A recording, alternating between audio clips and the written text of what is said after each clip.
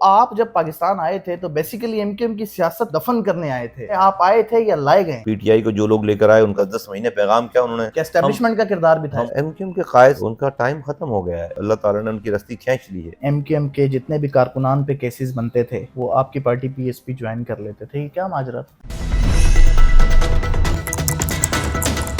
बात अगर कराची से ही मैं स्टार्ट लूं कि कराची में आपने देखा कि परसों तरसों भगदड़ मच जाने की वजह से सस्ता आटा कराची के अंदर लोग बांट रहे थे, 11 खवातीन अल्लाह को प्यारी हो गई। तो ये जो बदनज़मी हो रही है, महंगाई हुकूमत ने इतनी कर दी है, जाहिर सी बात है आप भी गवर्नमेंट का हिस्सा हैं, तो इसका मुकदमा किस पे होना चाहिए? वज़ीर आज़म पे होना चाहिए या वज़ीर आला सिंध पे होना चाहिए? जी, इसका मुकदमा तो जो है वो एक वज़ीर आज़म पे नहीं, कई वज़ीर आज़मों पे होना चाहिए, जिन्होंने जो है यहाँ तक एक वज़ीर आज़म की कंट्रीब्यूशन नहीं है ये भी डेफिनेटली जो है नहीं इसको संभाल पा रहे। लेकिन ये मसला तो जो है वो पहले से चलता चला आ रहा है। इमरान खान साहब की हुकूमत जब से आई है, पहले आई थी और उन्होंने जो है वो 8 महीने लगा दिया IMF के पास जाने में। वो जो डॉलर ऊपर गया है और उसके बाद फिर उन्होंने जो लास्ट कमिटमेंट्स की IMF से, उसके बाद वो कमिटमेंट्स पूरी नहीं की। IMF जो बैकआउट कर गया।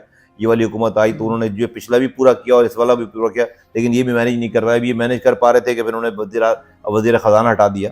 तो ये बहुत सारी चीज़ें मिलाकर सारी चीज़ें, और फिर डेफिनेटली हमारे यहाँ जो सिंध हुकूमत है वो माशाल्लाह से 15 सालों से यहाँ पर हुक्मरान जमात है और 15 सालों में जो हशर है, आप खुद देख रहे हैं कि लोग जो है वो रोटी कपड़ा मकान के लिए जो है वो लाइनें भी लगा रहे हैं, स्टैम्पीड भी हो रही है और मर भी रहे हैं।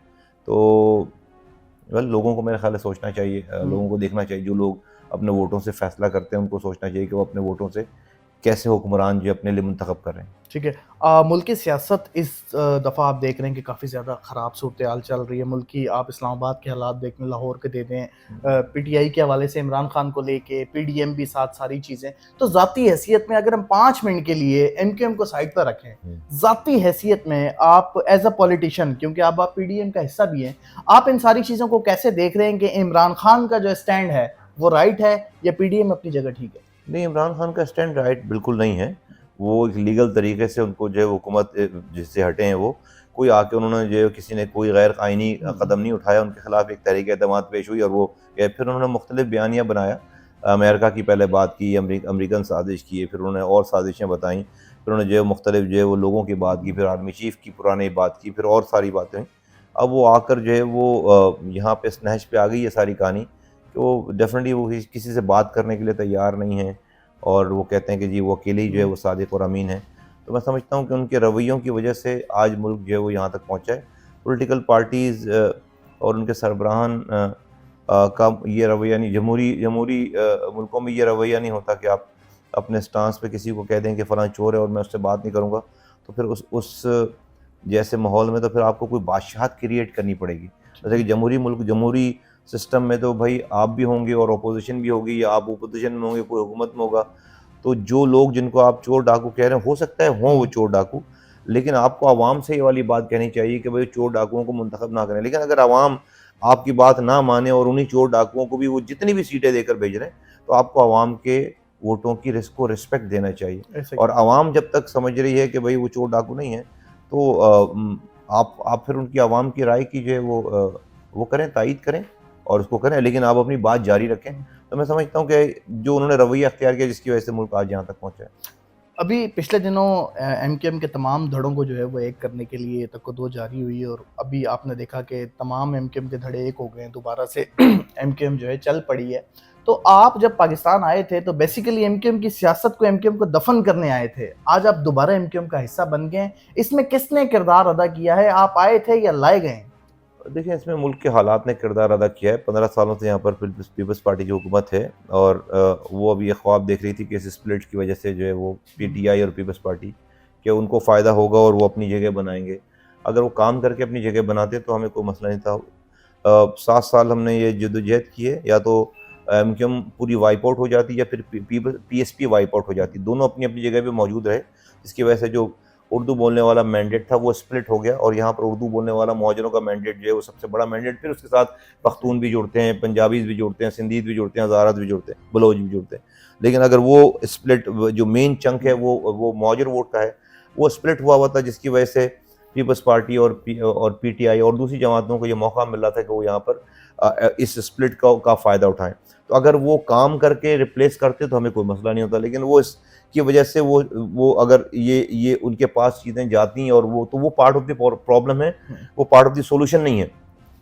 तो इन हालात को देखते हुए हमने अपनी अना को पीछे किया है, अपनी बात को पीछे किया, और हम अपनी जो भी बात है हम उनको सामने, हमें ये कि भाई इनसे तो बात की जा सकती है, इनको समझाई जा सकती है बात, वो हमें बात कर सकते हैं, लेकिन अगर जिन लोगों का मैं जिक्र कर रहा हूँ उनके पास ये शहर चला गया तो उनसे तो बात नहीं हो सकती। तो ये है सिंपली, इसके अलावा कोई और रीज़न नहीं है। आप पाकिस्तान वापस आए, आपने एक पार्टी की बुनियाद रखी, पाक सरजमीन पार्टी, ठीक है, आप उसके चेयरमैन बने। पार्टी चेयरमैन की बात कुछ और होती है। एमक्यूएम में आप वापस आए, आप तमाम लोगों का इत्तेहाद हुआ जो कि खुशाइंद है, अच्छी बात है। फिर उसके बाद सोशल मीडिया की जिम्मेदारी आपको मिल जाना, ये आप क्या समझते हैं कि पार्टी चेयरमैन से सोशल मीडिया को देखना, ये आपके साथ ज्यादती नहीं है मुस्तफा कमाल साहब? नहीं, मैं पार्टी का सीनियर डिप्टी कन्वीनर हूँ, और सोशल मीडिया तो एक शोबा है जो मैंने खुद लिया है, ठीक है। इस पे काम करने के लिए, क्योंकि आज का दौर जो है वो सोशल मीडिया का दौर है। तो मैं कन्वीनर के बाद one of the senior deputy convener हूँ पार्टी का। आपने एमक्यूएम के खिलाफ जहाद का नारा लगाया था और आपने सुबह शाम अपनी पार्टी को दिया, पाक सरजमीन पार्टी को, सुबह शाम मेहनत की, इलेक्शन कॉन्टेस्ट किए, अपना जितना आप 100% दे सकते थे दिया आपने। उसके बावजूद आप जगह नहीं बना पाए। मसला क्या था कि वो एमक्यूएम की मुखालफत आपको मुहाजिर कौम ने उस तरह एक्सेप्ट नहीं किया जिस तरह बानी एमक्यूएम को किया था, या आपको किसी ने रोके रखा? क्या एस्टेब्लिशमेंट का किरदार भी था हम इसमें? बहुत कामयाब होकर जो है वो आज ये मर्जर हुआ। अगर हम कामयाब नहीं होते तो ये मर्जर ही नहीं होता। तो हमारी कोई वैल्यू है तो हमारा मर्जर हुआ है ना। और अल्लाह का शुक्र है कि उसके बाद जो है वो चीज़ें बहुत तेज़ जा रही हैं हमारा बड़े, और उससे पता ही चलता है कि जब जब मुखारफिन जो है वो आपके ख़िलाफ़ बातें करना शुरू कर दें, उनको परेशानी शुरू हो जाए, तो उसका मतलब है आपने कोई ठीक काम किया है। तो अभी आप देखेंगे सब लोग जो है उस वाली चीज़ों पे बात करें, तो अल्लाह का शुक्र है कि हमने एक अपनी जगह बनाई, हमारे पास एक बड़ी ऑर्गेनाइजेशन बनी।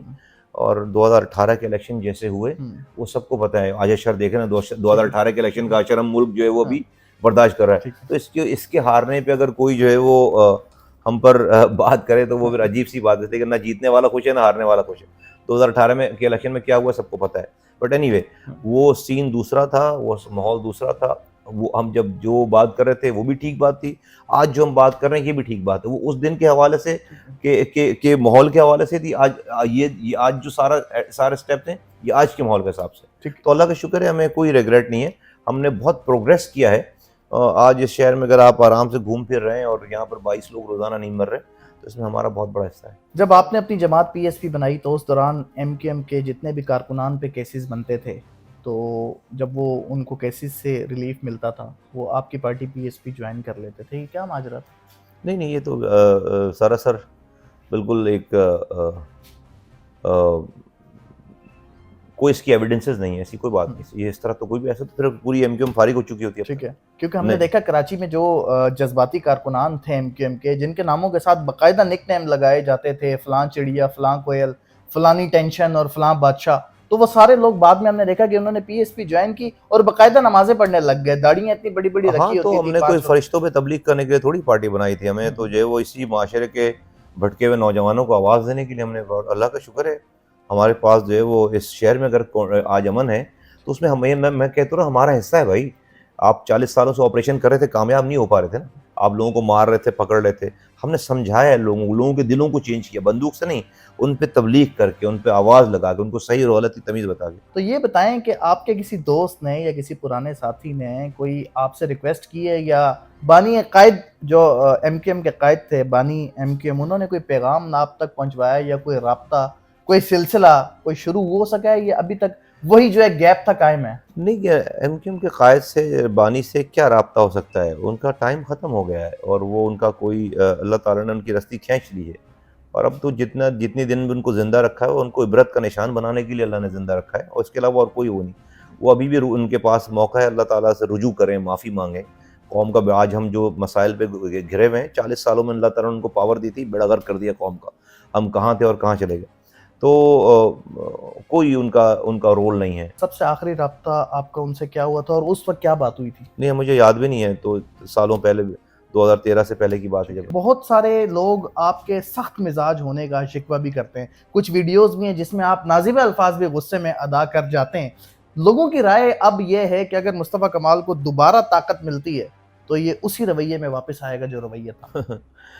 देखिए, मैं इंसान हूँ और मैं तो बहुत ही हम्बल इंसान हूँ। आप मेरी 2 वीडियो निकाल कर मेरे 20 साल कैरियर पे अगर बोले तो ये तो कुछ भी नहीं है, मेरी तो जो है वो फिर 20,000 वीडियोज़ होनी चाहिए। और मुस्तफ़ा कमाल के पास जब ताकत जो है वो थी, तो मुस्तफ़ा कमाल गालियाँ नहीं बकता था, लोग रोड पर सो रहे होते थे, लोग घरों पे सो रहे होते थे, मुस्तफ़ा कमाल रोड पर जाग कर अपनी रात की नींद की कुर्बानी देकर लोगों के शहर को बना रहा था। मुस्तफ़ा कमाल के पास ताकत आती तो ये करता था।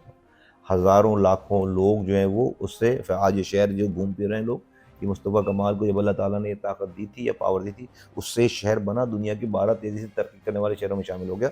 लोगों को लाखों लोगों को रोज़गार मिला, यहाँ पे बिज़नेसेस डेवलप हुई, यहाँ पर लोग जो है वो आराम से ज़िंदगी गुज़ारते थे, अच्छी ज़िंदगी गुज़ारते थे, पानी उनके घरों पे आता था, सीवरेज का पानी जाता था, कचरा उठता था, पार्क बनाए 350, बसें लेकर आया, यहाँ पर हम्म। मल्टीनेशनल कंपनीज़ जो हैं यहाँ पर इन्वेस्टमेंट लेकर आई, ये था मुस्तफ़ा कमाल। पीटीआई रहनुमाओं के साथ आपकी कोई खास इतनी बनती नहीं थी। फैसल वाडा के साथ सबसे पहले बताएं कि आपकी कोई ज़ाती रंजिश है या नहीं?